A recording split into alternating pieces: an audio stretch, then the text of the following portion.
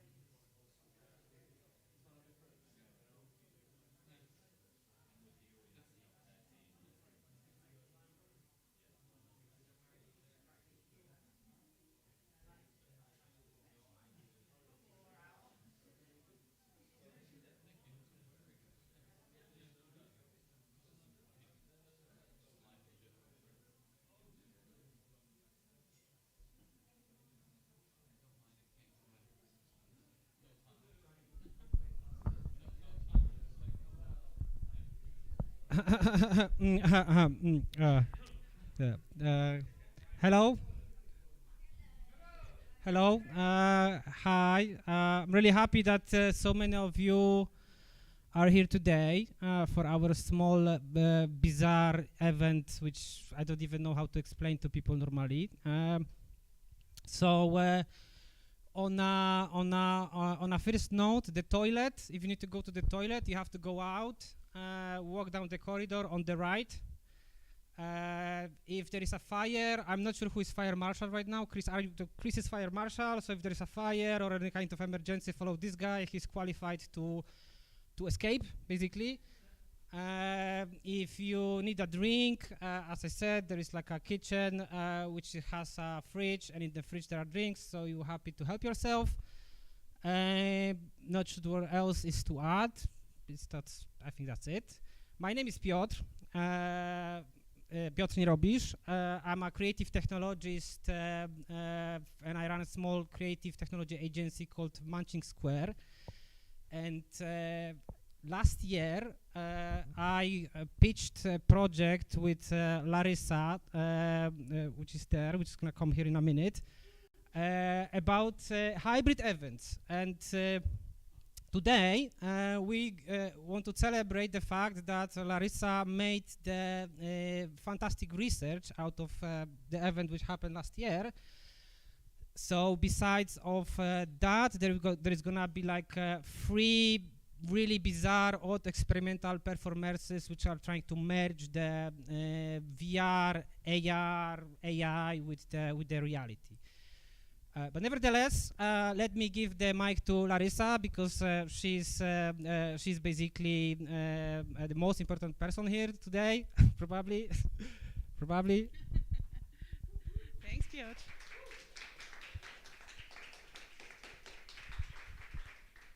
Good, let's get this going. If there's any most important people here, Piotr has organized everything for this event. He has made all the tech happen, and he has come with the big ideas about how we accomplish some of the things that we want to try to accomplish in virtual reality and in hybrid spaces. So it's the technology and the thinking behind the technology that makes really cool stuff like this happen. Thanks for coming, everybody who's in the room. It's great to have a nice group like this. And if there's anybody watching online in the true spirit of hybrid events, you are welcome as well. It's nice to have everyone here. I think I'm ready to share my screen. If you're able to toggle that. All good, excellent. So this was a really interesting project. So I am part of StoryFutures, which is based at Royal Holloway, University of London. And what I do there is audience research. I look into, alongside with some other colleagues, we do research on immersive audiences and on the kinds of events that happen in these spaces and what people enjoy, what they value. And this was just a really great opportunity for me to have a project where I could get my hands a little bit dirty in terms of having input into what is it we're going to create and what are some of the ideas we're trying to explore. So I want to talk a little bit tonight about that opportunity. I think first off, I just want to say there are so many very cool events that people are experimenting with in this space. And this is, just another one of those. But I think the unique opportunity we had through the program that we were participating in is to document some of that and to look at what it means and how it might translate to other experiments in the space. So I've been doing this audience research for the last few years. Before that, and continuing on, but originally I'm trained as an ethnomusicologist. And all that means is that we, as ethnomusicologists, we study what music means to people, how it sits within different cultures, how people use it, how they participate, that sort of thing. And in StoryFutures, I had done a longitudinal study in collaboration with the BFI to understand how young people, sort of between the ages of 16 and 30, are using VR in the home. We gave them headsets for 3 to 6 months, and we traced how they make VR part of their lives. And one of the things I discovered, kind of in retrospect, was that people were engaging in VR with music.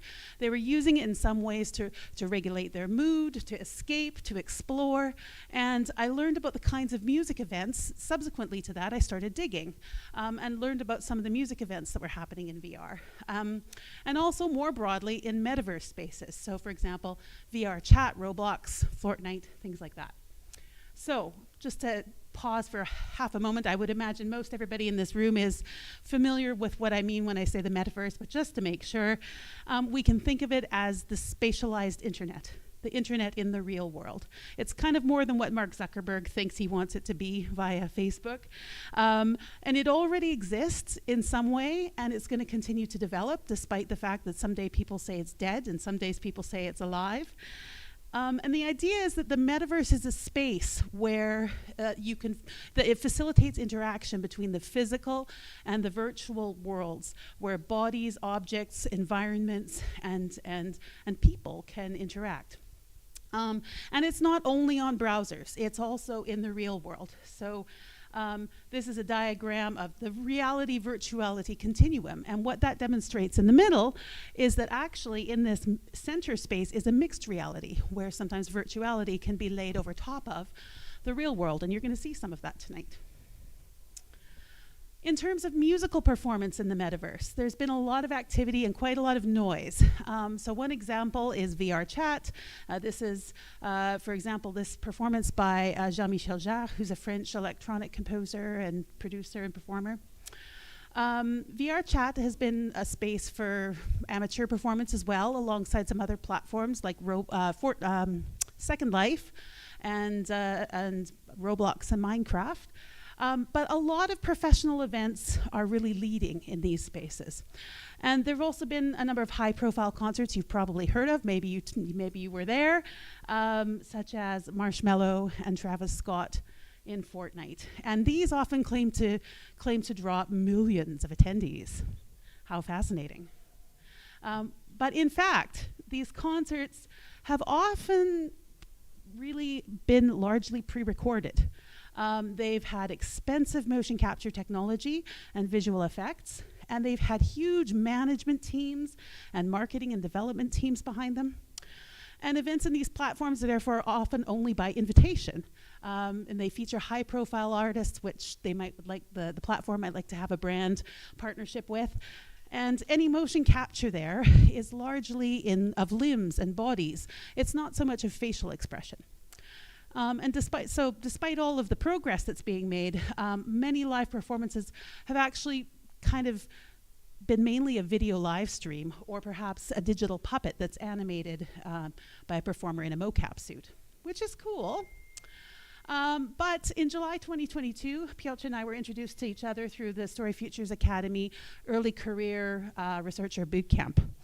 So I presented some ideas on music from my studies, the idea that people want to listen to live music, but they weren't actually that interested in maybe 2D live streams in that space. They want something that's more taking advantage of the virtual space. Maybe they want something like a virtual listening party where they can attend events with people they know. And so, as Piotr and I chatted, he noted that what was missing from a lot of the virtual performances was the expressiveness of the digital performers. And that's partly why live streams were so relied upon. And he had ideas about how we could accomplish this. So we put together this proposal, and we were grateful to receive the funding from the StoryFutures Academy to pursue the ideas. And that eventually took shape as the technological solution and performance format named METAMIRROR. So within the confines of our budget, we knew we couldn't solve all of the challenges of live music in the metaverse, but we wanted to select a few goals that we could work towards. So the first one was facial expression. And if we think about why this was important for a moment, you can all think of a time when you've been to a live performance. Part of what makes that special is being in the room with the artist. It's the facial expression of the performer and their movements and gestures. And that connection is created by that. And as an ethnomusicologist, I can say that different genres and different individuals and different cultures have very particular ways of expressing, being emotive and expressive. And so enabling people to do that is an important part of helping them be creatively as great as they can be. And it's an important part of creating that connection with the audiences. So we've got some examples here of some very expressive performers. You probably recognize them all. And they illustrate some of the nuances of performance, kind of beyond the big pop things that we've often been seeing in Fortnite that actually lack expressive human faces. And additionally, with virtual events, obviously you're not in the same room necessarily with the artist. So you don't have their physical presence to get that vibe and to feel an atmosphere. So for us, giving artists a way to convey that facial expression and head gesture is one way to enliven that digital space. But we also thought, what about bringing together the people in the real world with the virtual world? So that was another priority, was to make this a technological solution, something that's affordable and accessible by independent artists.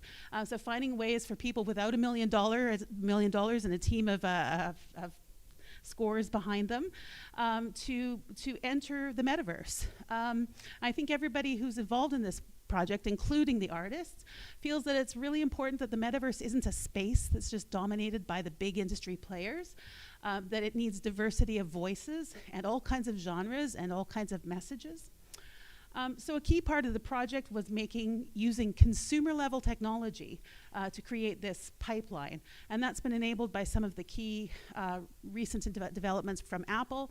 Since 2020, the iPad Pro has had the LiDAR scanning technology, and the iPhone since the iPhone 12.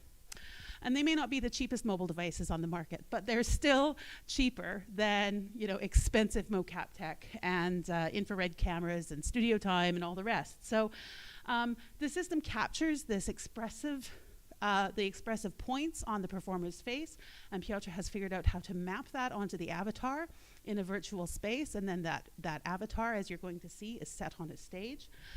And this still requires enormous technical expertise, and Piotr played a multitude of roles in this process, but the fact that he was able to accomplish this with his small team was actually really, really incredible.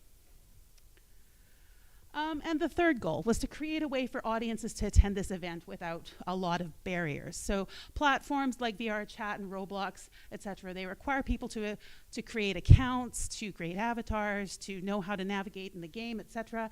And there's questions about whether all these so-called millions of people who go to these events are actually like music fans, or if they're just people in the game who are checking things out, which is cool, that's fine. It's a good way to get new fans. But also, that does create a barrier for people to get into space if they're not already a gamer. So, and not everyone already has a VR headset as well. So we wanted people to be able to access this through an internet browser and to still be able to navigate around the space and interact. So lowering these kinds of barriers is an important way to help develop audiences for this kind of event, to include people who aren't gamers or techie folks, and help cultivate enthusiasm for this kind of virtual music. So Piotr used Mozilla Hubs, which is an open source platform that people can easily access without setting up accounts. They only needed to just click a link, select an avatar, and enter the space. So they could do that in headsets or on their computers. And then in the venue, we had 2 VR headsets for the in-person audience to experience the virtual space as well, which we also have tonight. So just to briefly speak about what we learned, there is lots of detail about this in our report, which we're sharing with you tonight. If you didn't get a copy, there's copies on the table that you can grab if you'd like one, and there will be a digital copy available shortly if you prefer to have things digitally. So there was an enormous amount of technical and practical learning. I mean, Piotr can maybe speak a bit later about what he learned technically through this process. But practically, I think we learned some important lessons about how this kind of thing works, about clearly communicating start times when your events maybe don't run in quite the same sequence in the virtual and in the real world, for having practical mechanisms to make sure we don't exceed the capacity of virtual rooms, the importance of having an MC or a compere, somebody who can act as a go-between the in-person and the virtual audience. And although we were able to eliminate a lot of the barriers of account sign-up, etc., these practical things actually got a little bit in the way, created a little bit of a barrier for some people to fully take part. So those were important learnings. And in a little bit down the road here, I'm going to talk to the artists for a few minutes about their experience, but I'm going to tell you a little summary of what we've learned from them as well. But first, I'm going to begin by just summarizing a key highlights from the report about what we learned from the audience. So in terms of meeting our goals, the people who attended this concert, whether in person or remotely, definitely drew from a broad group. We reached people who'd never been to this kind of event before. I think the highest number we have here is around 40% of the remote attendees had been to this kind of thing before, but that's a large number who had not. Secondly, the facial expressions of the avatars did reach the audiences. They did notice them. They did feel that they were communicating. Now, Piotr had a video live stream in both venues, both the virtual and the physical, where the avatar is superimposed over the figure of the performer. And this is the primary way that most of the people in the venue experienced the avatar, although most of them did take a moment to get into the headset as well. And then if there was a moment of technical instability or a moment where the iPad lost sight of the performer's face, those avatars would disappear for a moment. And actually, for one person, this served to make her realize how much she was enjoying the avatars themselves. She wanted them back. And there was a real social sense of gathering together and being able to interact and chat through the avatars in the virtual space for those who were there remotely. Had a really great moment in a focus group where people recognized each other from their voices, having been to the event together. It was so cool. And that those avatars gave audience members a sense of connection with each other in that space. Just to summarize some of the words that people used to describe the event. So in terms of the avatars, people were fascinated by them, particularly the remote audience, but also in person. Some people noted that there was an element of creepiness about it. So it's a prototype, so we were testing the face only. So what we had is basically a disembodied head on a platform. You can see how that might stray into the territory of the uncanny valley. So that's fine. And audiences found some of the rendering a bit cartoon-like. And I thought that was interesting because that maybe reflected people's expectations that it would be a more realistic portrayal. And as for the virtual venue, it had to be kind of simplified at the last minute.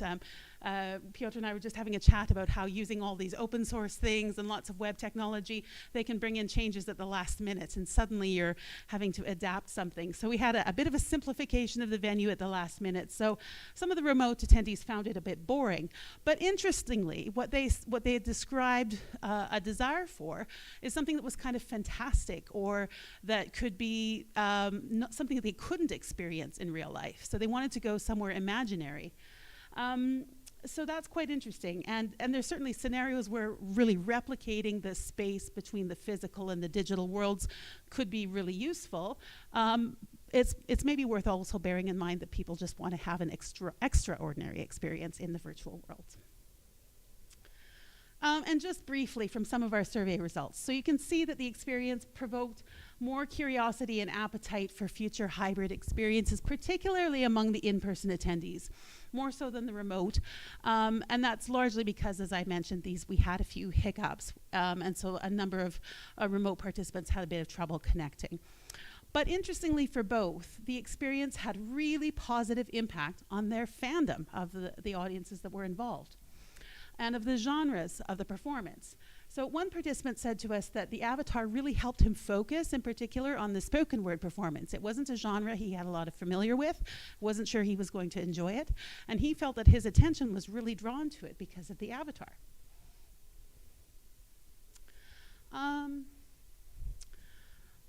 And again, as I say, we'll chat with our performers in a bit, but I just want to summarize some of what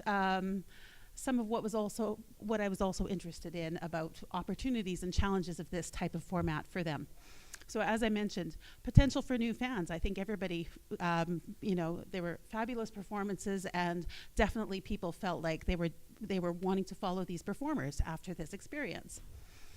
And the 3 artists who participated also have done lots of previous experimentation with technology. And this project was another opportunity to try something new and creative that I think they all valued.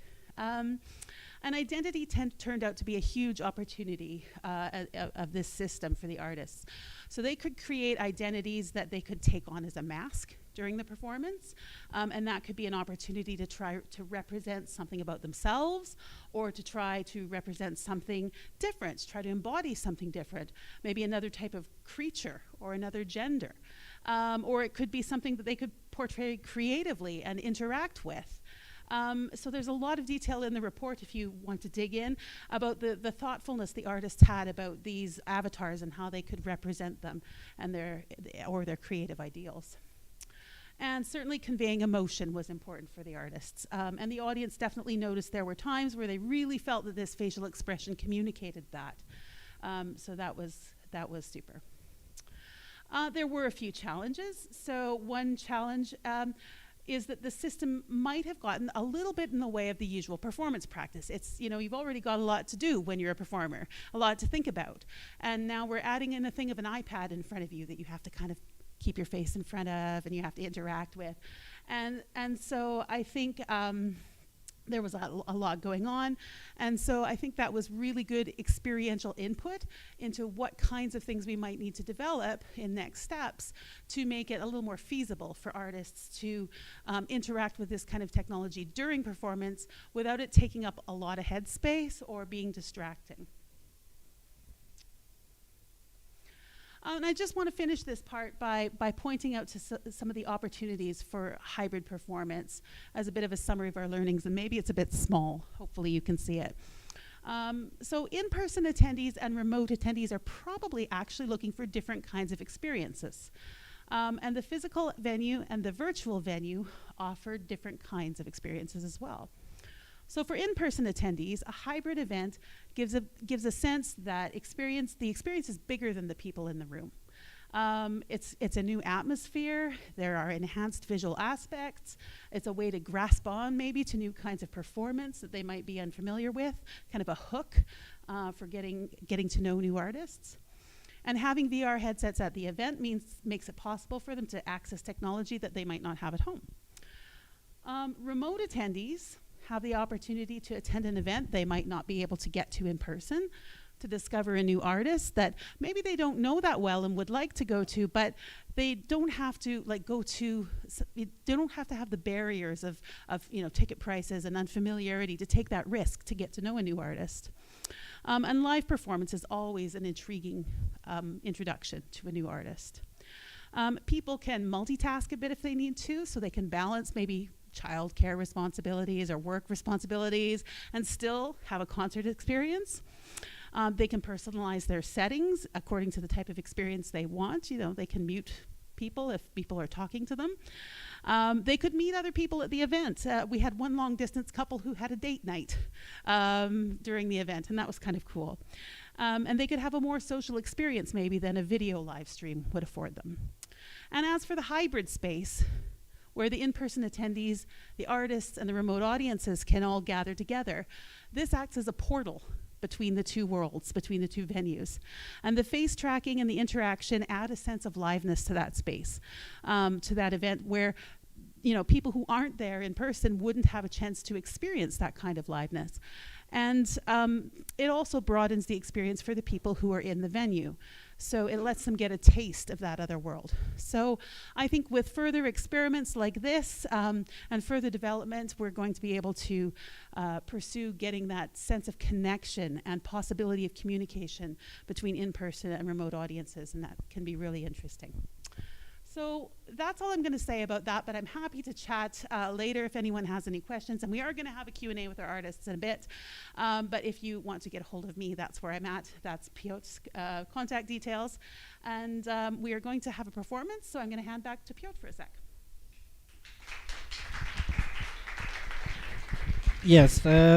Thank you, Laryssa. It was fantastic to hear that all, and we're gonna follow up with the performers. So it's a reenactation of what happened last year in slightly simplified form. Unfortunately, because the project happened last year, and with the technology, everything moves rapidly. So just to be kind of honest with you, something doesn't work. this time. Doesn't work. It did last time. It doesn't right now. So you have to kind of like believe me that was working. So you have to use your imagination and take the motion capture, like, you know, use your imagination, take the motion capture from this screen and apply it to that screen, which is gonna happen soon. Nevertheless, you're still gonna be able to join the space, the virtual space from your devices. You can use your mobile, or you can ask Gianni in the back, who has 2 virtual reality headsets for you to try. So you're gonna be able to join the virtual space, but as I said, in virtual space, unfortunately, the giant head doesn't have a facial capture. You just have to imagine it, and believe me that it was working last time, all right? Okay? yeah, there is video that you know, we made it.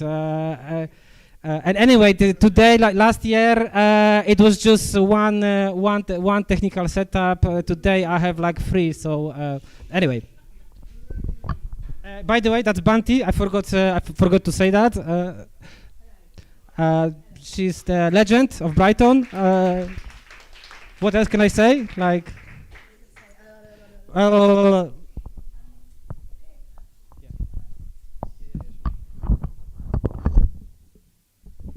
by the way, the link to join, it's gonna be displayed, zoomed on the screen for a few seconds, and then I'm gonna join myself from this screen. So the link is, I can't really spell it, through mirror, but it's very user. You're gonna see it in a minute.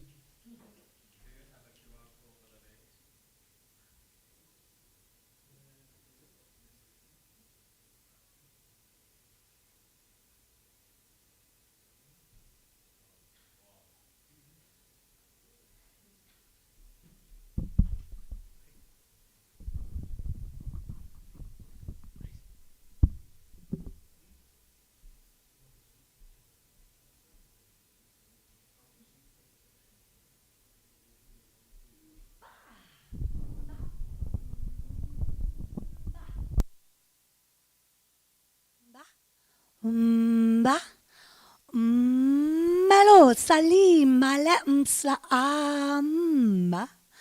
my spelle hello ia hola kelen sola ikni akta besen olip a multiverse kuruntatist a multi meta langage dikem soli al ap isentu auta auta au au au au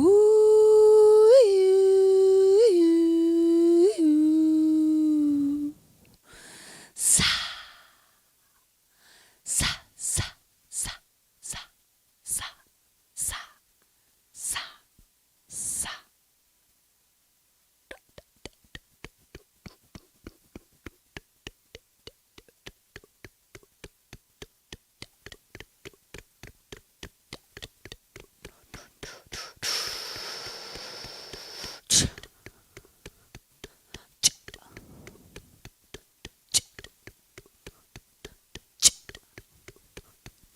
Judu ia io amuch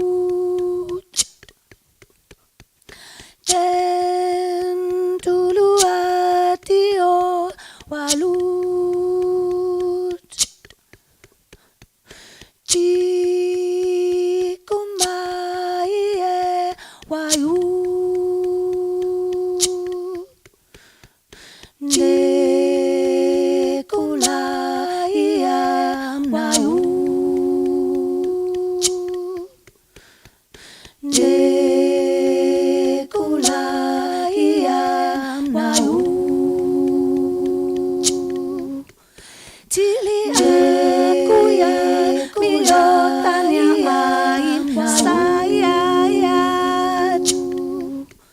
Bensiklo tuye tindaya nagus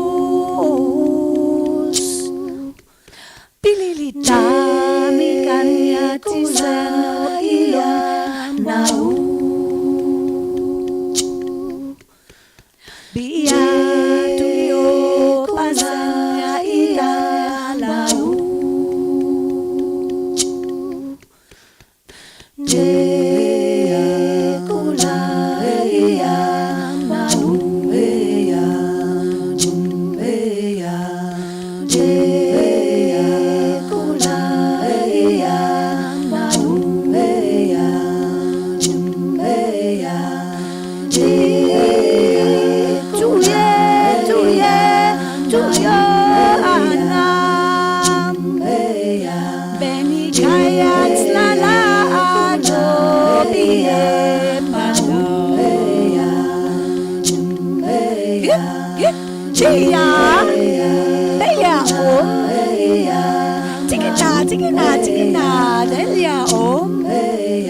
Diana sleep, la sleep, la sleep, la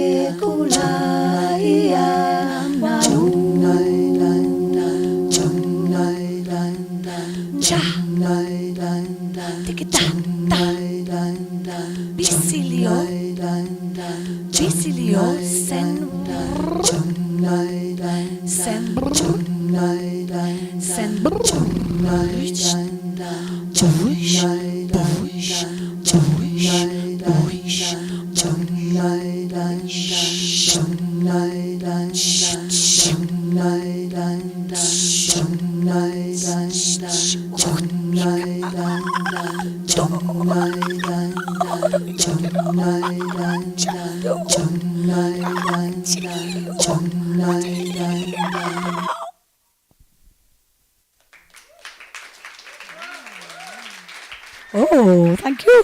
Dun, dun, dun, dun, dun. Holy, holy, holies. Holy cow.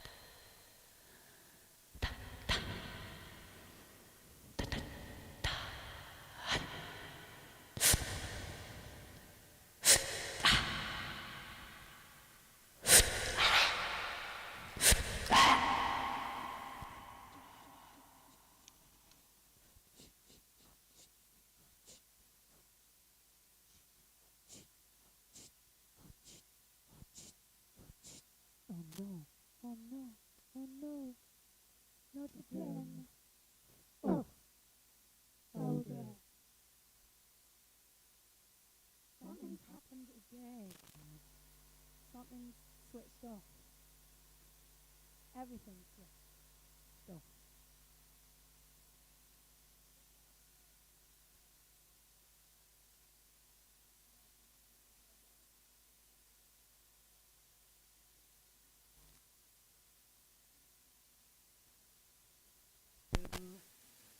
Yes.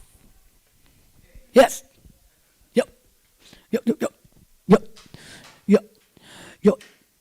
But keep low, low, low, low into this strange colliding arm, hanging. Oh, if a seed I wanted to own it. I wanted to feel it. I wanted to shake it out of life itself.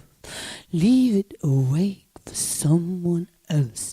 Needed to call. Needed to call. needed to call, needed to call. My colleagues thank you, then come this so please so deep my call a command this reasoning how many college sounds like a dream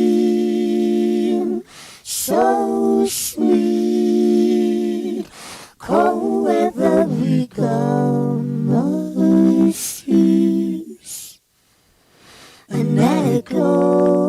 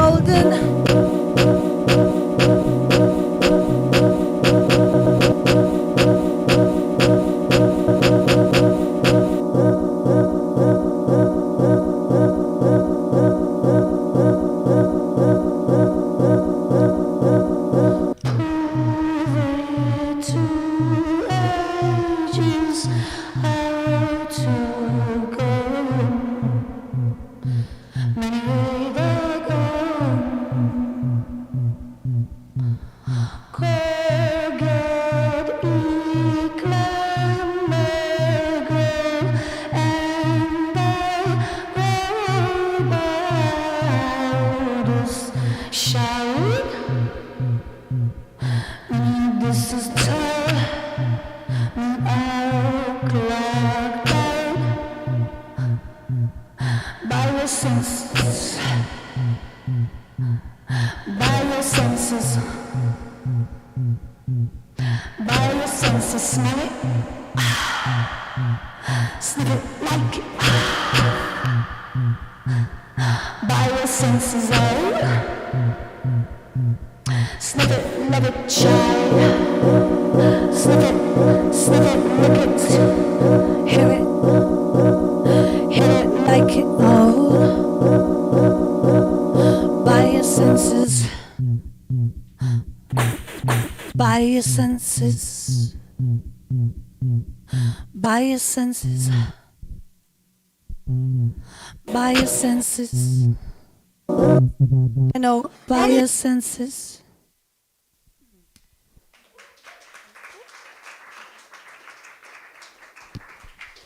Oh, oh, oh, oh, oh, oh, oh, oh.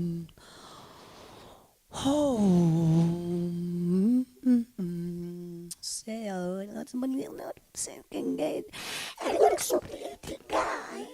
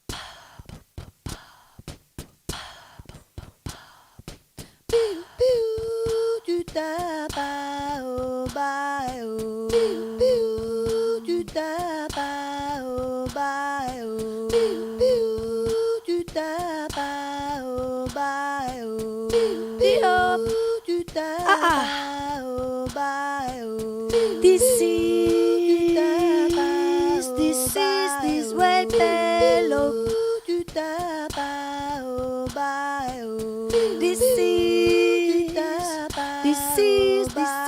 This bellow, bellow, bellow.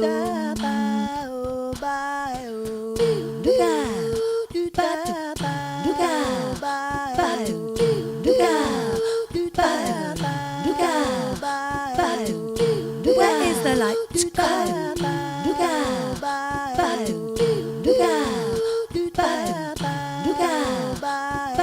We don't know where it comes. We don't know how it comes. We don't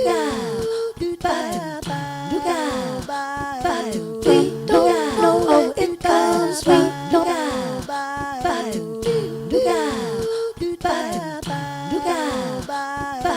if there's a way to the south, go away. Tell it till I beat seed.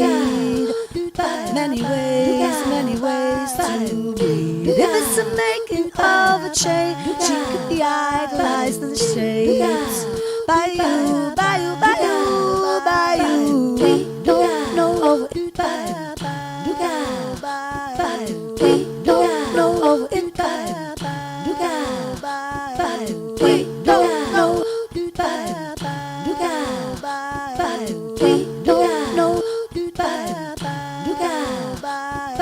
If there's a leap in the sound, go keep my golden seed. I'm your boat of away, biting.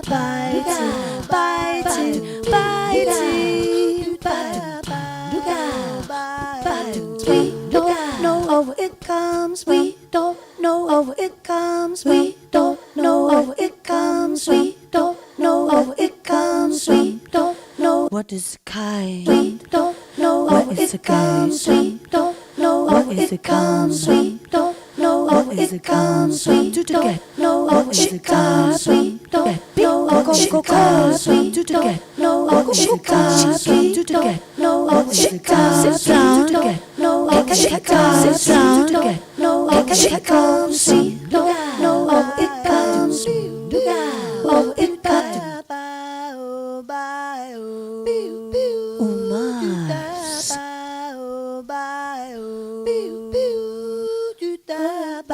Oh my.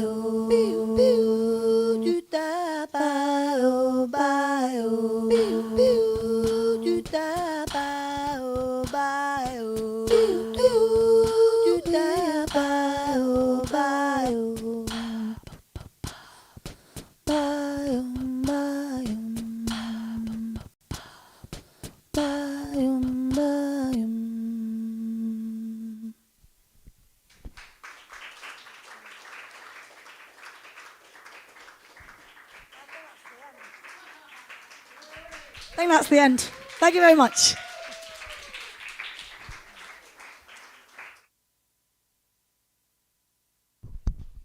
Okay, thank you, Bunty. Thank you, everyone. So I guess right now is the time for Q&A. Yeah, exactly. Like drink break, like whatever break. Yeah, but after Q&A, two more performances are coming. So if you enjoy it, it's gonna be even more weird later on.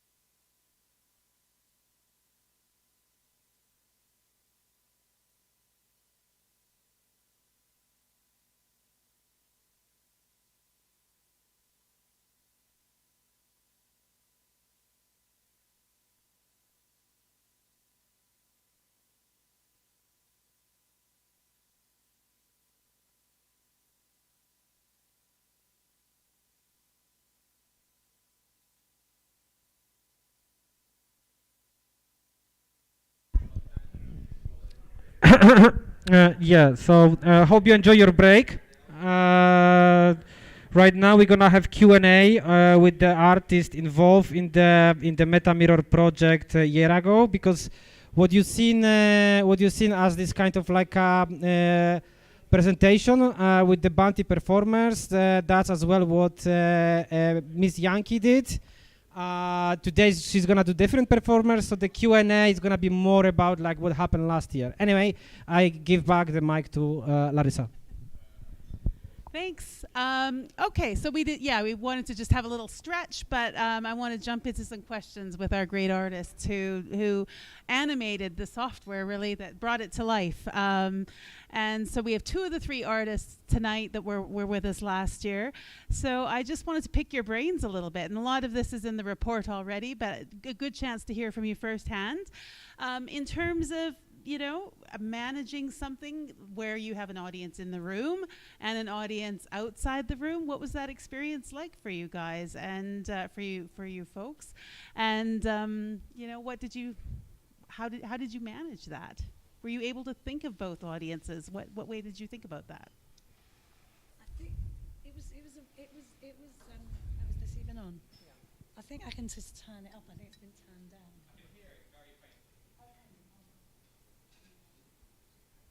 Oh no. Just have this one. It works really well. So there was almost like 3 audiences in a way, because there's a weird thing of like, so there was, I remember like thinking, okay, so there's people there that can see a certain thing, and then there's people here, and then there's also that like us seeing this other avatar that is us but also isn't us. So sometimes you ended up like performing to yourself, which was strange. Yeah.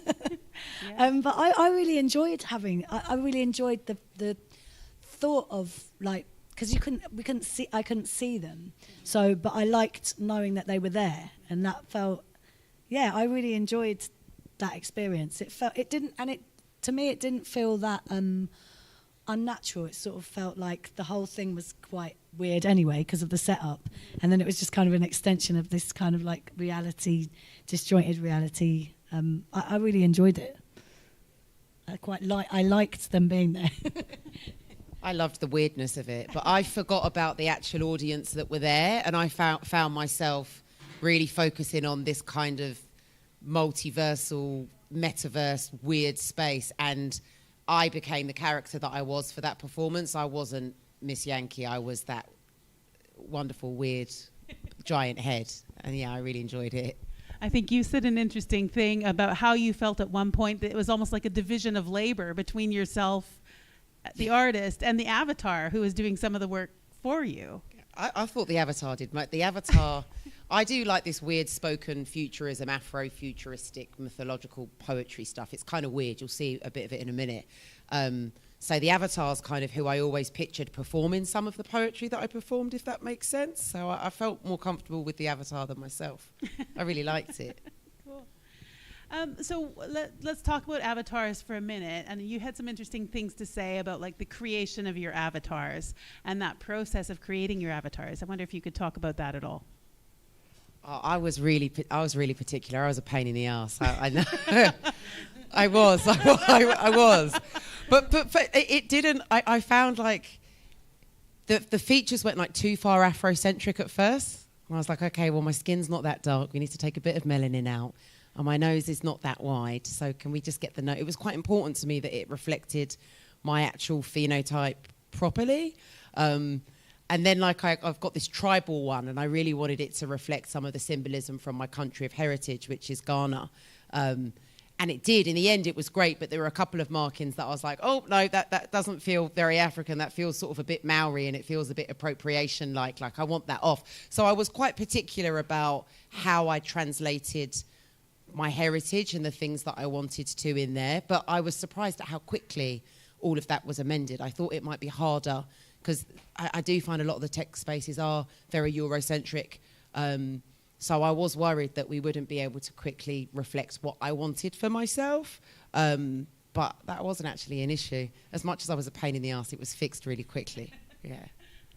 And how about you, Bunty, thinking about the creative kinds of avatars you wanted to have for yourself? Oh yeah. So I think because when I do like the improv stuff, I try and like when I feel like I'm like winning is sort of when I kind of disappear, and there's just this kind of thing that's happening, and it's not necessarily got a clear identity of like sort of being about me, but being something, I don't know, something like other somewhere else, and so I think I was trying to like the idea of the avatars excited me on that level of like creating these characters that were me but they weren't me, and so I think we played around with we tried to do some sort of like Berber Moroccan vibe, but then we ditched it because basically it didn't quite. Yeah. It didn't. It basically was a bit off. It's quite hard, isn't it? So yeah. Then we kind of ditched that, and yeah, we went. It's like, oh yeah, no, she is there. Oh, she is there. I kind of like her. She's giving Arabian Nights there. A bit too Arabian Nights, but anyway. Yeah. but yeah, oh, there they are. Yeah. I can't remember what we're talking about. The avatar process. I think I was just trying to basically, my concept in the beginning was that I was going to create these 3 different characters and then embody those 3 different characters through the improvisations, which kind of half worked, I would say. Yeah. It's a tricky process, and just all the thought that goes into thinking what do I want to represent, and working with someone to realize that is, really interesting process, probably. Yeah. Super. So since this experience, what kinds of creative ideas did taking part in that give you? Like, is there anything you've taken away from that you've incorporated in any of your work since that time? I mean, I don't know whether I've incorporated it necessarily into my work, but I've continued to like think about the metaverse space and like what that means, and kind of trying to project positivity into the future of this stuff, and thinking more about like social VR and how it can be a positive thing and community building, and how important it is. I think you mentioned earlier to have a diverse range of voices like inputting into this new way that's sort of changing all the time. It's almost like ahead of itself, like how it's being developed. So yeah, I guess I'm interested in exploring further like what can happen within performance and the metaverse and social spaces. So yeah, it's like carried on fueling that for me. Yeah. Anything for you? I've got a piece of immersive poetry and tech at the moment at the Outernet Now building on Tottenham Court Road, which is like Afrofuturism and Afro-surrealism and poetry. It's immersive. It's pretty awesome. It's free. You should go and check it out if you can. It's on for the next 6 weeks. But it's made me think a lot about how to take storytelling into kind of weird and wonderful spaces. And I'm working on getting the funding to make my next project an immersive exhibition as opposed to just a plain poetry EP. Yeah, so it really inspired me greatly. Yeah. That's great. So I'm so excited to see that. I think we're gonna move on to more performance shortly, but before we do that, I just wondered if anybody had any questions they wanted to ask the artists, or Chris Hogg. It's okay.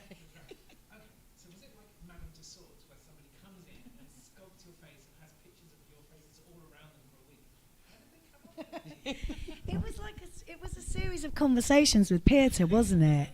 And like kind of him showing us. It was a lot of WhatsApp messages, wasn't it? Actually, is what it was in the main, wasn't it? Yeah, because I can like jump in a little bit to that, because basically I was having a little bit of a challenge, because how do I do it? In the sense, like, I know I have like a 3 artists. And I wanted to have like 3 faces for each, so I need some kind of like template of how to start that. So I come up with the idea that one avatar is supposed to be like your past, kind of like heritage. Second one is your present self, and the third one is your future. Just to make it kind of like so there's as well like some kind of like coherency between artists, but what happened was completely different. It was like a good system, but then, you know, it was all sorts of, because remember, I sent you like a lot of concepts, kind of, like, right? We had like a lot of conversations. So this whole like process of designing avatars was a big learning for me, because, you know, the project obviously has to like happen. It has like some constraints, time, budget, you know, someone works on it. Then we can't really have like unfinished amount, unlimited amount of the revision. We have to like say, stop, okay, that's it, that's where you are. But yeah, I mean, I guess maybe the main problem is that how would you make free avatars of yourself? Like, did you think of that? Yeah, well, this is the thing. This is the challenge. Like think about it. Like, yeah. So so it's not easy thing to do, and I kind of like, you know, push, you know, you guys to do it in some way. So yeah. All right.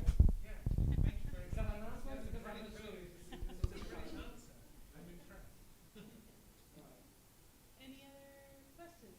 Yes. Yeah, it's still news to me.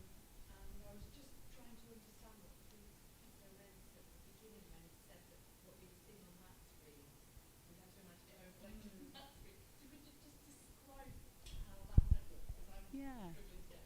So essentially, what you saw behind Bunty as she was performing was her mouth was moving, her head was moving, and last year, when before the update to Hubs or whatever piece it was, the face in the virtual space, that head on the stage, was also alive. It was also moving and lips moving. So yeah, that head would have been that. Yes, exactly. Yeah. Yeah. I was just going to say, so basically, if you were virtual, because I only just saw it just now, it's as if you've walked into kind of quite an industrial club, and then there's a stage with a giant head on it that's like moving around singing to you. It's just like, yeah, that's basically what you see. I saw another question somewhere. Oh, maybe not. Okay, yeah. I'm really interested in how this kind of an event can be inclusive with people who might not be able to get to physical events, like diving, disability, or any other conditions. Yeah. Is that something you've investigated in terms of the audience? Yeah. Since this event was a really good kickoff for me to start to think about some of that stuff, and since then I have another research partner and I who've done some work on that to try to understand who's already gone to this kind of event, and try to explore the reasons that people choose these kinds of events. And it's exactly that. There are so many reasons that, especially post-COVID, a lot of people are still not always feeling 100% happy to go to crowded clubs, and a lot of people talk about anxiety with crowds, or you know, they want to have a musical experience, but actually clubs are sometimes not nice places for people, or they're not accessible. So for some people, having this kind of an experience can, you know, they can do it in the comfort of their own home and their own terms and still have a musical experience. But if we can incorporate more of the liveness, you know, those things that make it feel more vibey, you know, then I think that's a bit more inclusive potentially, and there's lots and lots of work to do on that, but that's exactly, I think, the appeal of a hybrid event for a lot of people. Yeah. Do you want to add to that? Yeah, I was just going to say, and also like the fact that other people can be there, and you can see them there, and they can see you there, even though you're not out. You are out, kind of thing. Just wanted to ask, like, this was really amazing. What other ideas do you have to explore in future? Like, take this, like, you know, next level, or what other things you want to add, or? I'd say that's Well, the next performance actually is gonna be a little bit towards what I always wanted to do. So what's gonna happen is basically, because Miss Yankee is a spoken word artist, so I managed to have a voice recognition system which translates the voice to the text, and this text is used to prompt the generative AI network. So that kind of like instantly translates your stream of thoughts to something, you know? And I'm not sure how that's gonna end up. This is something what as well probably gonna be a little bit glitchy and maybe not super working. So that is something what really interests me, because yeah, I think like just it's kind of like I feel like this is a little bit more like a telepathy. Like if someone cannot really be that good with the words, he can be like good with the images, right? So that's the next one from me. But I give back the mic to you guys.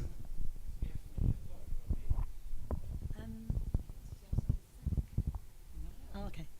I was just going to say that something that I've been interested in for a while but haven't really had a chance to explore is, just like singing in a virtual space with other people. Because one of the things that I've done quite a lot of in the past is run like vocal improv workshops and stuff. And yeah, I think that's a really interesting like thing to explore, is like how we can sort of make sound together in a virtual space. And also because you can do things like, you can do really cool things quite easily, like map like acoustics of a space. So potentially people could gather in like a really cavernous, beautiful, reverby space and, enjoy like the resonance of this virtual space together from all different parts of the world, for instance. So yeah, that kind of thing excites me. I think with that, we should probably move on to more music or more performance. We're having more performance. So thanks for questions. Thanks for participating a year ago and again tonight. And yeah, on to the next.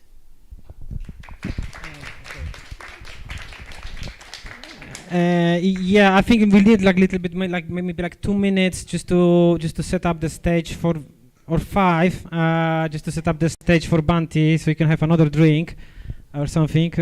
But yeah.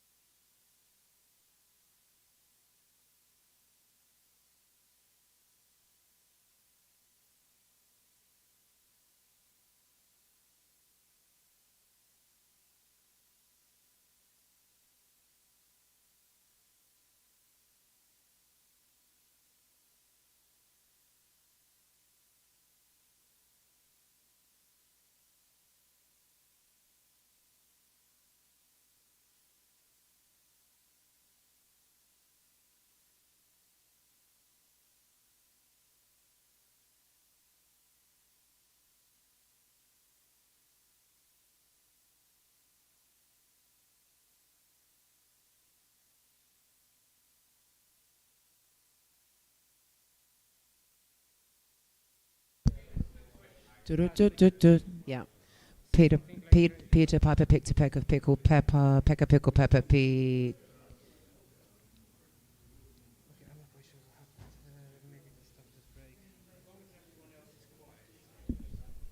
I'm not quite sure what's going on. One sec. We don't know.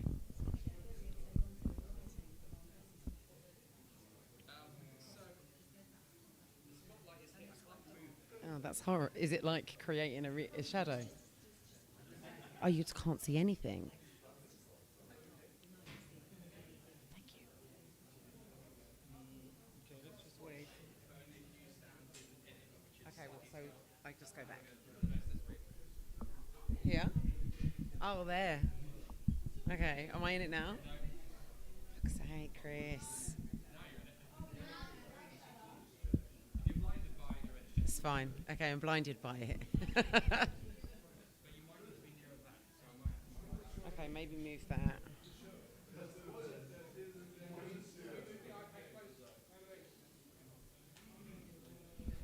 Maybe let's get it working first.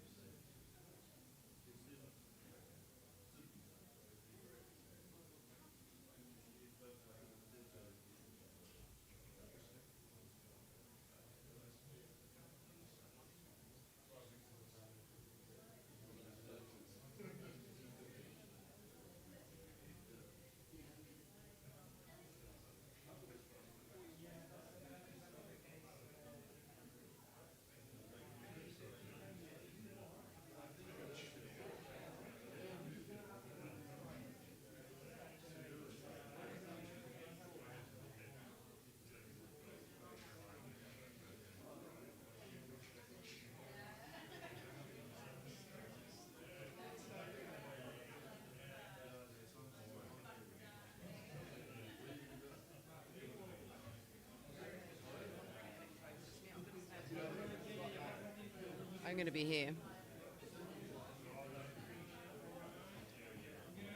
Oh. Can it come even closer to me or not really?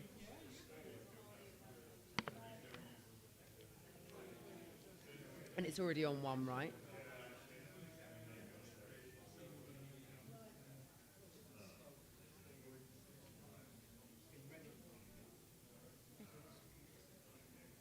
Do you want me to do a test? Okay, guys, so I think I figured it out because it's a prototype, so it's very clunky. Essentially, what that means, there needs to be only one origin of voice in this room for the system to work, which has to be her, Miss Yankee.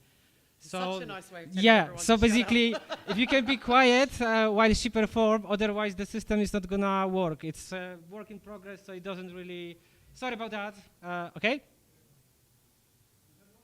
I mean, you might get away with a gentle whisper. Try it. Hello, hello, hello, can you hear me? No, it's not picking up my voice and everyone's quiet as you asked.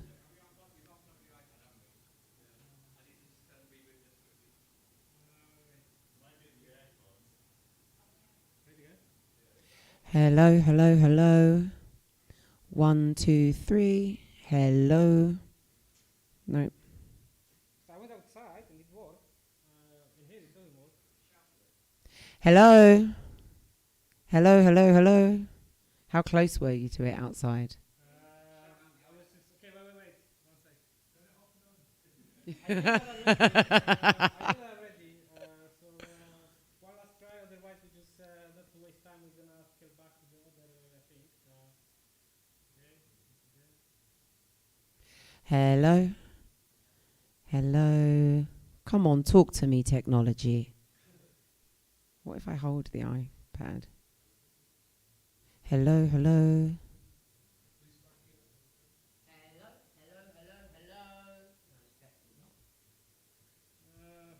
Okay. So Restart the whole iPad. well, I did it already. Okay, let's do one last try because it would be fantastic to see it while we swipe up slowly. That was working just a while ago.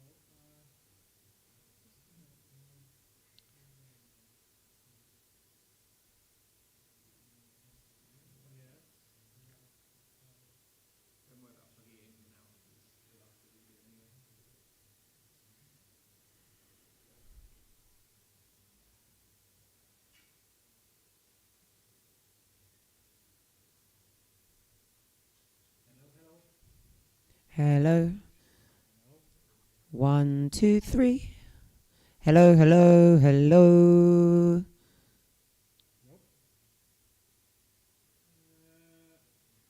Okay, yeah, something happened. Hello. Can you hear me? Something, yeah, it picked up you, but will it pick up me? Hello? Okay, well, let's just maybe roll with it. Sure. Maybe, can we bring it like super close? Okay. I might have to hold it, yeah. Oh. I think it's getting a bit slower. I'm not sure if that's the case.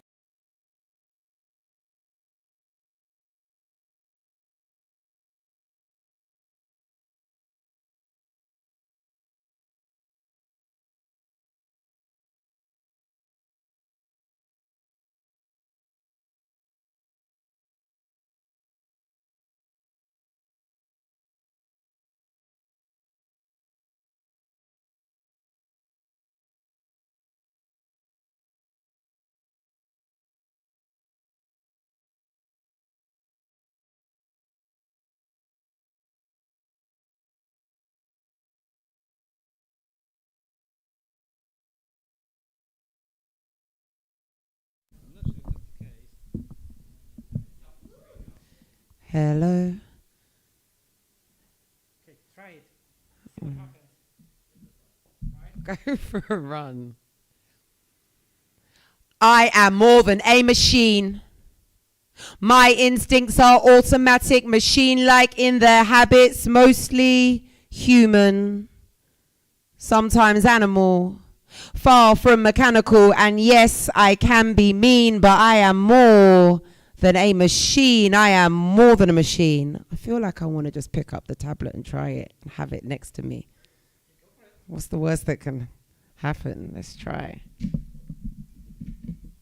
Come to me. I am more than a machine. My instincts are automatic, machine-like in their habits, mostly human, sometimes animal, far from mechanical. And yes, I can be mean, but I am more than a machine. I am more than a machine. Despite my seemingly effortless transition to automatic transmission, I make decisions based on intuition. My mind runs like a dream, for I am more than a machine. I am more than a machine.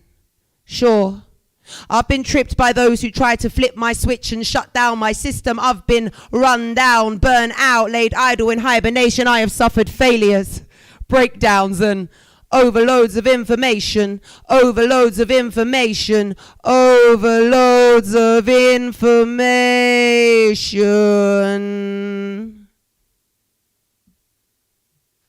I was temporarily temperamental, but now I'm making rapid progress. I rebuilt my entire system, recharged and fully loaded with wisdom. Listen, I am more than a machine. I am more than a machine. I was not built to be man's slave or man's maid. And even though a man part made me, I am not man-made. I am more than a machine. I am a multitasking Wonder Woman with warrior genes. My perfectly reassembled parts are powered by the rhythm of my heart. My body holds the dust of ancient stars. My words, they might be abstract, but they're my art. And I'm happy painting scenes of blue and green, for I am more than a machine. I am free. Thank you very much.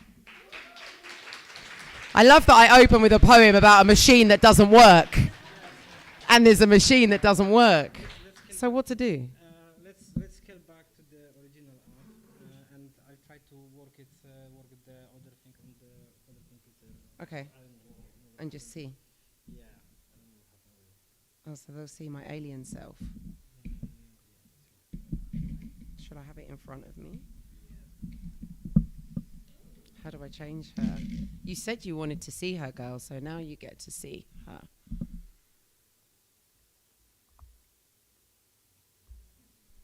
Let's have her. Maybe I should be here. Oh, is that what's... I don't know, but look, the microphone's here and it's... I don't really need the mic, to be honest.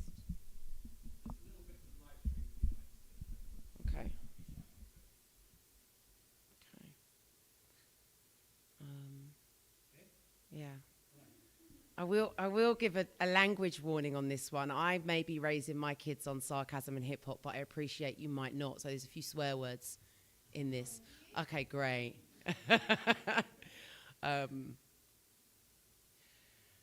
How would you feel if your son was illegally stopped and searched on a regular basis? How would you feel knowing that people walked by your innocent child and didn't say shit? How would you feel if your son was illegally stopped and searched on the basis of his race, but if you call it, it's a card that you're not supposed to play, but they're playing with the life of your child like it's a game and society keeps on telling you that it's perfectly okay? How would you feel? How would you feel if you were told to swallow that anger and be gracious? How would you feel if your son was mentally ill and guilty of no crime other than losing his mind, but was still treated like one of those black boys in hoodies that they demonize in the papers? How would you feel if that same son was restrained like an animal and threatened with a taser when he's already in cuffs and doesn't pose any danger? How would you feel? Because I feel sick to my stomach. And my mouth is full of blood from biting on my tongue when I should be speaking up. I wrote this because I'm angry at the way we let the police discriminate against our children when there are laws they're supposed to keep. I wrote this because I'm sick of being told not all police when so many are complicit in the silence that they keep. Are you not your brother's keeper? I see you see, but do not speak. I see you stand and watch your brother beat a black boy till he bleeds. You claim that you're a good cop. You say you care about the streets, but how can you be an angel when you support the devil's deeds? What kind of dick would insist that the police force is no longer institutionally racist? Cressida, it's been more than 20 years since McPherson. Aren't you the same person that in not so many words said it was hard to imagine a day when institutionalized racism was curbed and now it's magically gone away? Please, do you know how many times I've pressed play on my timeline only to find boys guilty of no crime being harassed by your thin blue line? So either you're being disingenuous or willfully blind, but I don't have time for your little for your big white lies. It's easy to turn blind eyes when racism and police brutality isn't your reality. When the system in which we live continues to spoon-feed racist mentalities, it's easy to deny my truth and maybe even feel a little bit mad at me for making you uncomfortable with words that will be over in a minute, when every minute of the day a black life is reminded why it still doesn't matter to a system that hasn't paid for its crimes against humanity. Fuck the system, fuck the police, fuck your feelings, and fuck formalities. And if you have to question why I'm questioning moralities, perhaps you need to think on what you've accepted as normality. Thank you very much. Thank you. Thank you.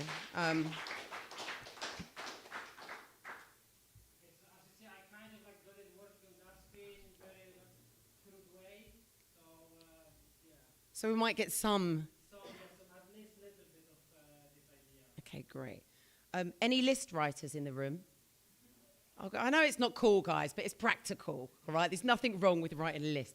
I love a list, and this is a to-don'ts list. I started writing it at the start of the year, I guess, as some kind of, resolutions, and then halfway through I was like, oh, it's quite a good poem. So now it is a poem called the To-Don't List. There's a lot of stuff I've got to stop doing. Some of it I've stopped, but I hope some of this resonates with you. How do I? Oh no, we'll keep her for now. Okay. Don't be afraid to grow into yourself and out of your shadow. Don't wait in vain for bouquets. It only serves to delay your spring. Don't over-season your dish in a bid to please dull palates. Learn to be okay with being an acquired taste. Don't let your sensibilities shroud your senses and cloud your judgment. Do not overestimate your abilities and underestimate your capabilities. Do not overthink to do and underthink to be. Don't talk too much. There is no point in sharing plans with those who are determined to misunderstand you. Don't watch who's watching you, and don't let them take anything but notes. Don't watch who's watching you, and don't let someone else's opinion of you become your business, because prioritizing another's warped thoughts over your own is a no. Do not assume a thing. Please try to remember that assumptions are the termites of relationships. Do not fear rejection. Accept the inevitable as protection and redirection. Don't confuse the direction with the destination. Some people are treasure maps, not treasure. Don't lose yourself in memories or get stuck up in fantasies. Don't forget to cleanse, ground, shield, and breathe. Don't forget to be. Don't focus so much on the walls that you forget that you are free. Now, ladies, this one is particularly important. Don't chase gingerbread men or their crumbs. Don't pour so much of yourself into someone that you're left on empty whilst they're charged with your energy. Don't forget what misses you was meant to be, and what's meant to be will never miss. Don't kiss frogs in search of a prince when you deserve a king. Pick up your crown and rewrite your story. Magic does exist. You just need to fathom exactly what magic is. And speaking of magic, don't fake orgasms. Ever. You deserve pleasure. Don't expect energy exchanges to remain sacred with someone who can only offer a temporary forever. You deserve better. Do not suppress your feelings, or they will find ways to reappear in the most inconvenient of places. Do not forget that said feelings are temporary, unlike the permanence of choice. Do not ignore your intuition. Honor your inner voice. Do not suffer fools or pledge loyalty to foolish people. Do not wrestle with pigs. You will both get dirty and the pig will like it. Do not waste time obsessing over other people's lives, for the truth eventually always comes to the surface. Do not become so obsessed with being woke that you walk into sleep. Do not place yourself upon a spiritual pedestal. Your proximity to the Most High does not grant you the right to offer unsolicited advice to lost souls. Do not interrupt another man's lesson. Do not confuse your knowledge for power. For you remain powerless if you choose not to apply what you have learned. Don't get so caught up in pointless drama that you get trapped in cycles that serve no purpose and wind up burnt. Don't forget that a lesson will return in new forms if you choose to ignore it. If you know better, do better. Don't wait. Don't hate. Don't be late to your own celebrations. Have patience. Stay in lane. Don't forget your affirmations. I am. I will, I deserve, I believe, I can, I still, I observe, I achieve, I love, I accept, I heal, I breathe. Affirmations of a goddess, mantras of a queen. Thank you very much. Thank you. Thanks. Let's see. Oh, there she is. I really love the kente cloth on this one. And I love that my earrings look like they're on the avatar. Okay, so yeah, I like to explore like a bit of mythology and storytelling and stuff. My pen is loaded with invisible ink. And I once held it above this crumpled page, and I swear I could hear it say, "Speech is silver, but remember you're trying to be golden." So although I will always hold on to this flow, there are undercurrents that you will only catch if you go deep enough into the river of my thought chain. I break chains in silence, but make waves so violent that some can't help but be overpowered by the force of my water. Mammy of 2 daughters, no sons, but mammy of 2 balls of bright burning fire, so I have 2 sons. This mum can handle the flames of any inferno. My waterfalls like Niagara or Victoria. My flow is mine and cannot be mined by minds that don't recognize signs. My water signs important. Find the message in my sun and rising. I'm riding the waves of my pain till I reach the crest before resting in the still waters, contemplating the borders that separate the order of Omni. I'm in tune with Neptune. You cannot divide my sea, you know this. You are not Moses, you are not Oceanus nor Poseidon. You may never disrupt the flow that was bestowed upon me. Do not think that because you know my flow, you know me. I am only a conduit of messages from a never-ending story, and I will flow forever like the lines that flowed before me, from grandmother to daughter to granddaughter. I'm screaming slaughter in the water. I caught a beast undercurrent and drowned him in his own flow. Do not play with me. I know these seas better than I know myself. Stealth in these streams, pouring liquid through the sandman's dreams. Do not play with me. I am descended from undefined lines. Don't cross the shapes in my sand. Better wait for the tide to roll out. Watch me sink this ship with verse. My words fall like curses on shipwrecks. Put some respect on my soul name. Sunday, sun rays. I'm so Bane, even I pray for my enemies. I've been blocking entities for centuries. Do not play with me. When I say my ancestors stay with me, it's not make-believe. My energy supersedes your source. My rapids will take you 10,000 leagues under, leave you wondering how you skipped into your next life. Osmosis, moving through membranes. I'm surfing through the blood I spilled into oceans, making potions from notions and leaving you frozen iceberg. Shh, I know it hurts. But if you fuck with water, you will be rebirthed. Come back to earth as a crustacean, get yammed off a plate and digested. It's best you don't test it. Do not play with me. Deity of the sea, Leviathan quivers at the sight of me. Catch me, breathing, 10,000 leagues under, weaving webs of wonder. Mammy's daughter clap like thunder. I am the wave. You sure can't run from me. I feed the earth. Birth new life, cycle like moons, phases of the pharaoh. I move through Atlantis like I don't have a care, float to the surface. I'm so focused, most don't even notice. I stay smoother than an oyster on the ocean floor. Blessed is the water who breaks the dawning of a daughter, rebirth through words.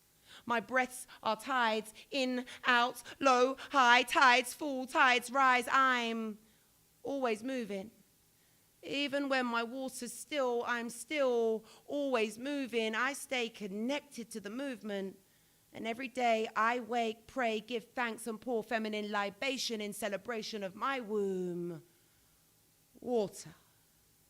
Thank you very much. Thank you, guys.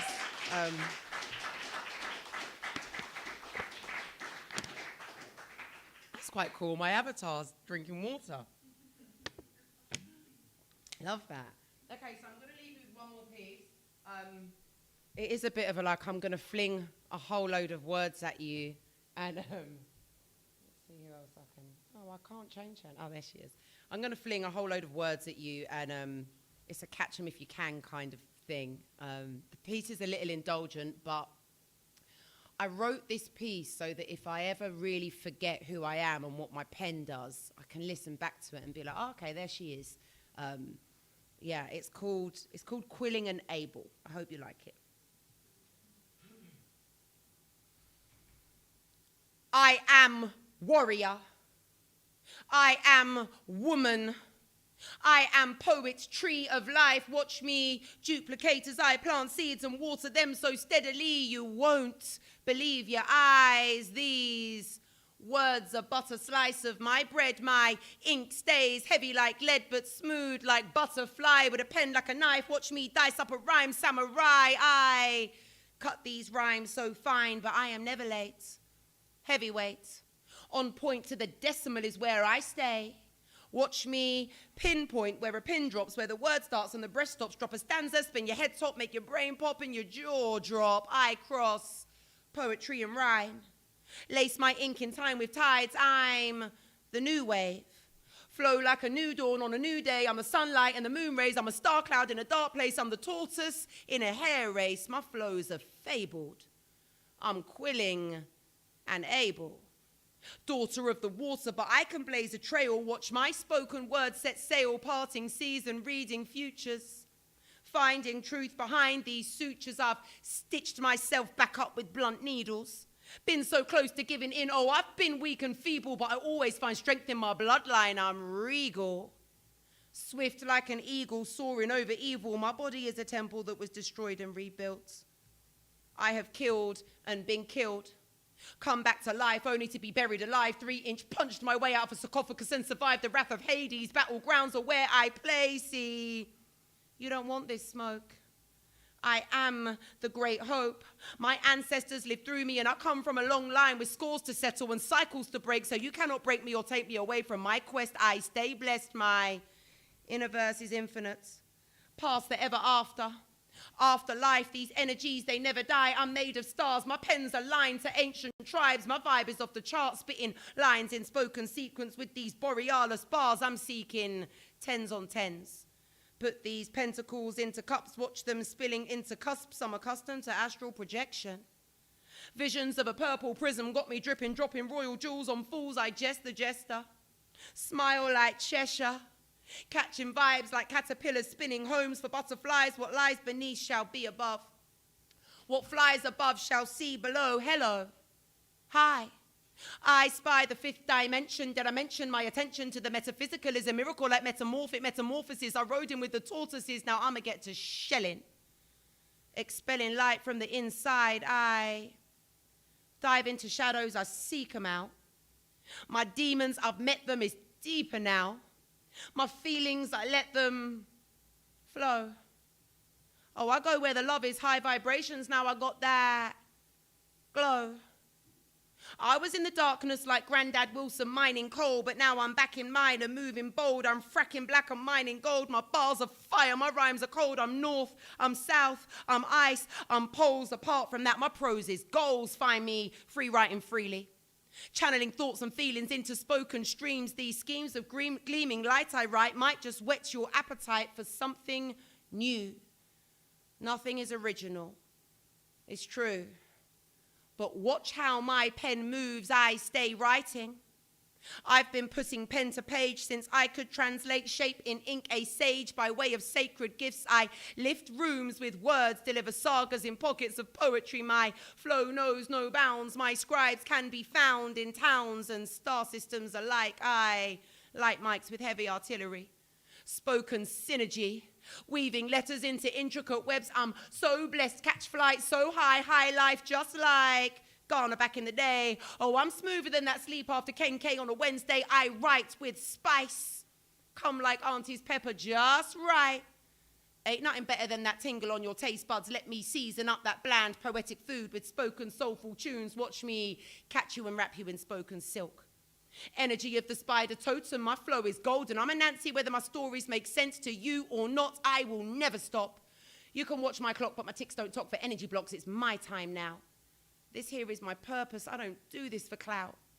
Fuck around and get timed out before you find out. Mind your manners and watch your mouth. I'm real polite, but I swear down. I can be real south. Ask about me. My word's been heard on curbs from SW9 to CRO. I know the city and the suburbs. It's absurd the way I bend pens into bars. My iron stays sharp like the pens of my poetic friends. I've spoken sense with senseis from South Norwood to Brixton, Brooklyn to the Bronx. I've shelled down stages from Melbourne to Madrid, Paris to Accra. Oh, my pen has travelled far and I've got plans to take more flights. I've been weaving lines like spoken slaloms. I've repped word from here to Harlem. I'll back my pen on any day, at any time, in any place, in any life. My pen is ride or die, but my words will remain alive long after I float into skies. Miss Yankee. Thank you very much. Thank you. Thank you, guys.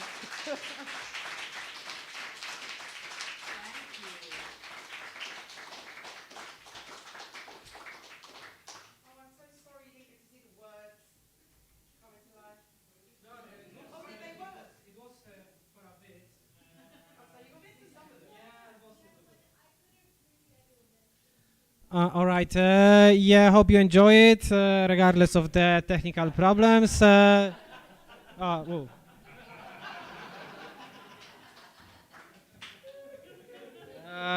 Yeah. The last but not least, or least but not last, Scott Amoeba, the project which we did 2 years ago. I mean, was actually the first project I ever thought about the hybrid events. Where Scott built his own virtual club, and he's gonna play in his own virtual club, and I'm gonna be the one guiding you through this journey with the VR headset. However, we need again some technical break because the setup is even more complicated. So maybe like 10 minutes, maybe 15 minutes, right? Okay.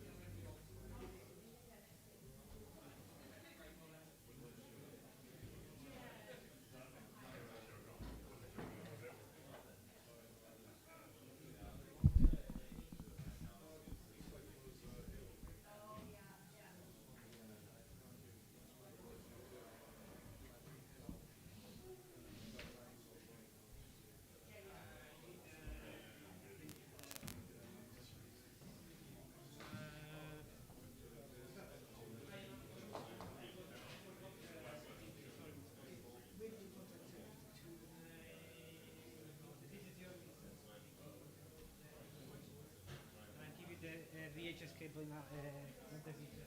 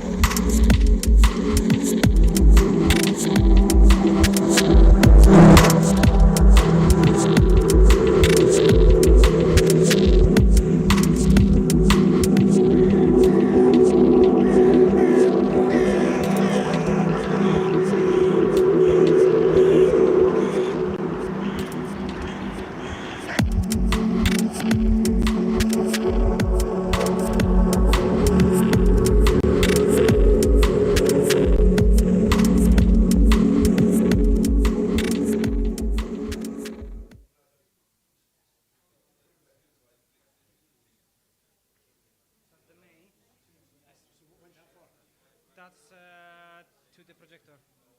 No, sorry, that's to the projector. Fuck knows for what.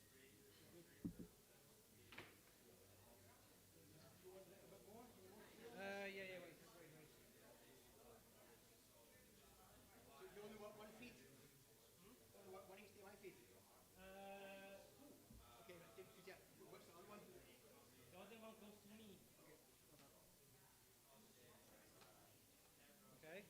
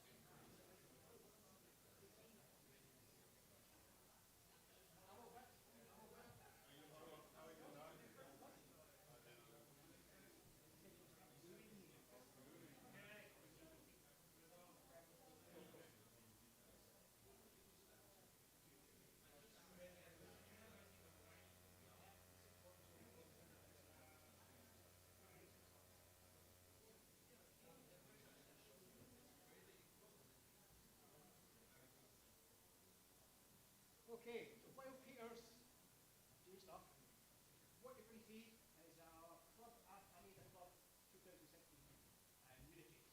And I made a whole Brickless environment for it, and I've been using it for all sorts of silly things. Peter's been doing stuff with it as well, so I'm going to be performing inside the club, but you see the club, you see the event space. It's a huge big Brickless world. Oh, there we go. So this will be a 20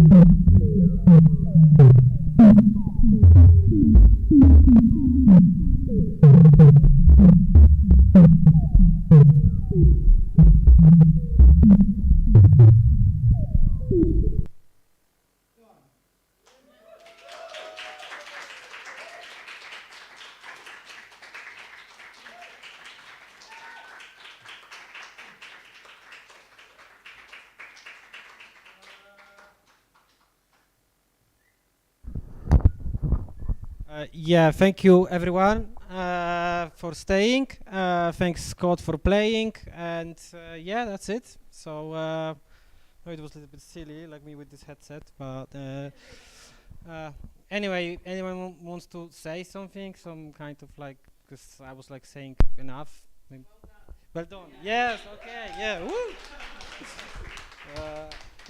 Any comments? Any kind of like you know, any QA like with like whatever. Y- Yeah, that was a little bit bizarre, I know, because the idea was through the pandemic, there was a lot of streamings, and the streaming usually had like just one guy filming himself, or like girl filming herself, just playing with the decks.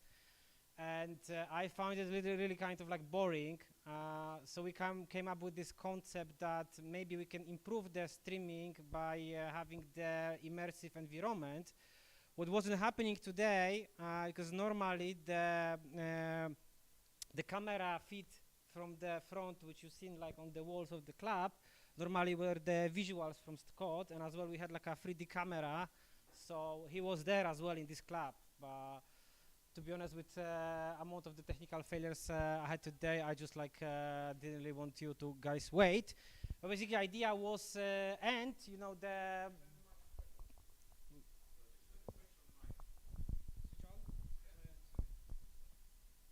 It's on. It's on. So basically, the idea was like this kind of like window on the top right was actually something was supposed to be streamed to YouTube. And the rest of it was kind of like me trying to find the good shots. So it was like, you know, bizarre concept, I know, but you know, it's whatever, you know.